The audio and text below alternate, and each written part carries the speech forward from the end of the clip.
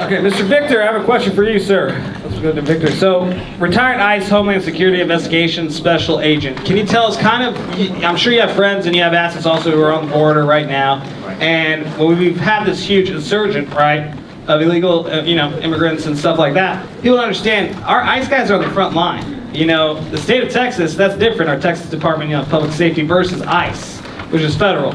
What's going on over there? Give us some insight, what you've heard, what you've seen.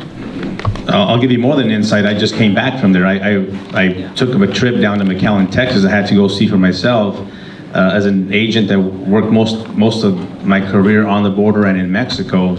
You start hearing the rhetoric in the news, and they don't want to call it a crisis. And I said, no, I'm going to go down there and see for myself. And I'll tell you, it's beyond a crisis. It's a disaster, and it's out of control.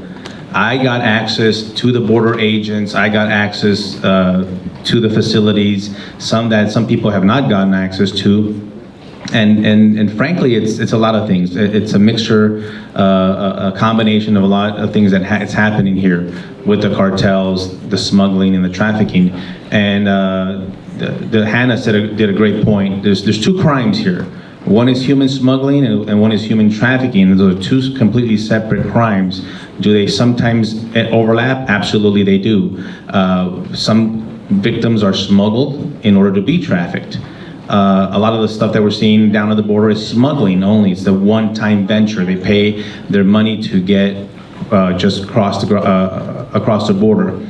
So it's beyond a crisis. When I was down there was 400 plus individuals, men, women, and children that had just walked from the levee of the river to the first makeshift border patrol station under the bridge. If you have seen pictures of this on the news. And I was still under the assumption that they were going to be taken to the Donna facility, the one that's overcrowded.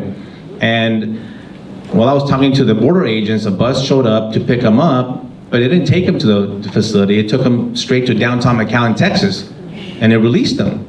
It released them to the street, and there's no DNA testing. And the reason why I mentioned the DNA testing is because, as you can imagine, as a subject matter expert in human trafficking, all I'm looking at is the kids. And every single adult and man or woman had one or two children with them.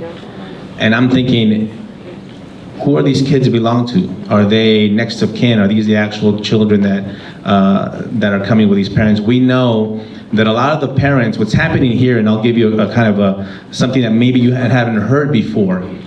There are a lot of individuals illegally in the country that never brought their kids 5 years ago, 10 years ago.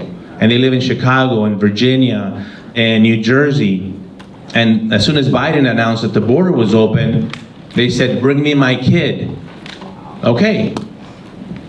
Who controls Mexico? And it's not just the borders, by the way. The cartels control Mexico, all of it.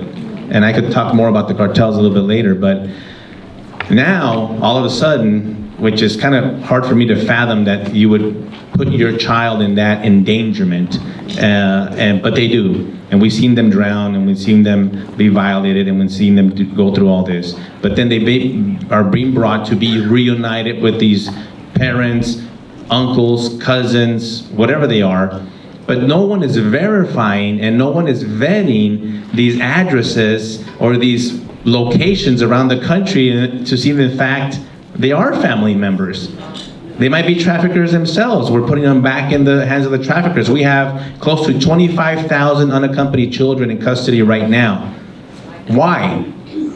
Because we don't have anywhere to send them. They came across with a phone number written on their forearm, or they came across with a bracelet with a phone number on there. If this child is 6 years old, he's not able to tell you where his parent is or relative is reside in the United States. That's a big issue. The other thing that we have is the smuggling. These are the ones that are turning themselves into Border Patrol. Let's keep that in mind. The family units are turning themselves in. We have the smuggling and trafficking of humans and drugs, the fentanyl that you mentioned, the methamphetamine, the heroin, cocaine is making a huge comeback.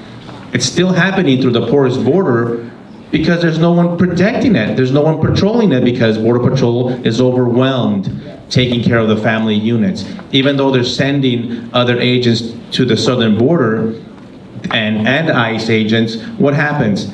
No enforcement in the interior as well. And so the Biden administration has already said, and I'll end with this for now, as soon as he became president, he ended Operation Talon.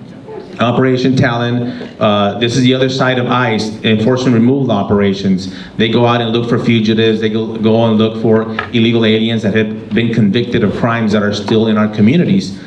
Operation Talon focused on sex offenders, illegal aliens convicted of sex crimes, serious sex crimes. And President Biden shut it down. If you cannot go and deport an illegal alien convicted of a sex crime in this country, then who can you deport? I think we could all agree that those would be the worst of the worst in our community, whether you were a U.S. citizen or illegal, right? So on top of that, we have that issue with our administration that they're not recognizing, which to Jaco's point, that's where we come in. Our voice needs to be heard. We need to step up and let's tell our elected officials this is how serious the problem is, because it's only going to continue to get worse under these policies. Give me a round of applause for that.